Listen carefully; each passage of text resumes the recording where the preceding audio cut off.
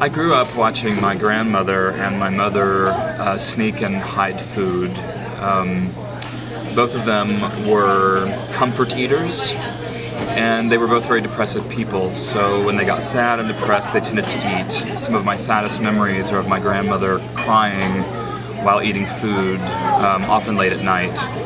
They would also hide food because the people around them, their husbands or boyfriends or their family members, would ridicule them for being overweight and constantly judge them if they saw them eating something they deemed inappropriate or fattening. So they started hiding food, either in dresser drawers, shoe boxes, under the bed, back of the fridge, you name it. And often, really late at night, they would get up, sometimes 1, 2 in the morning, and often in kind of a dream state where they weren't even fully awake.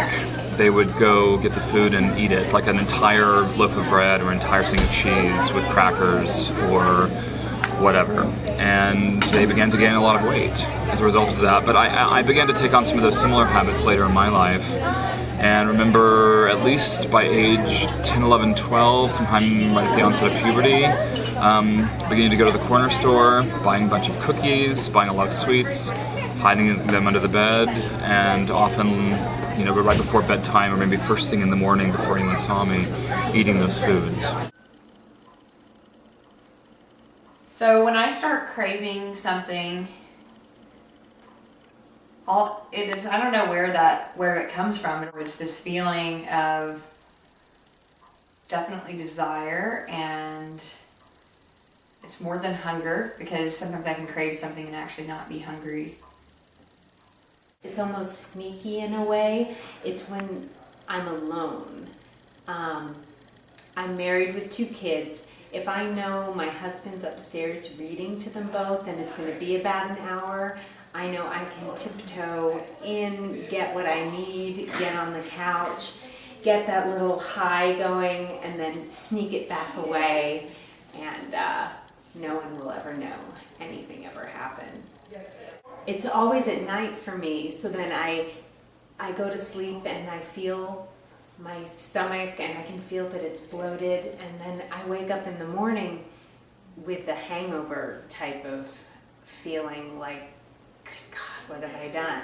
And then I can start again, though, the next day is fresh, the next day is new. When I'm bored, upset, stressed out, sugar and carbs, and it's usually processed.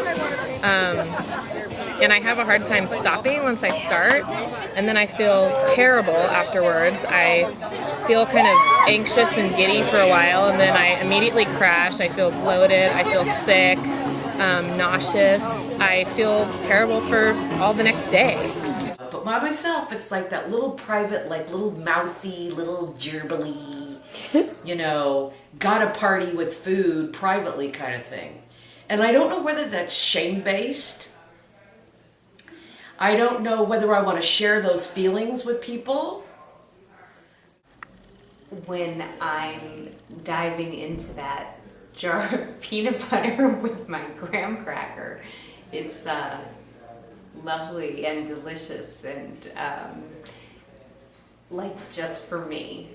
That's all me, all mine, nobody around.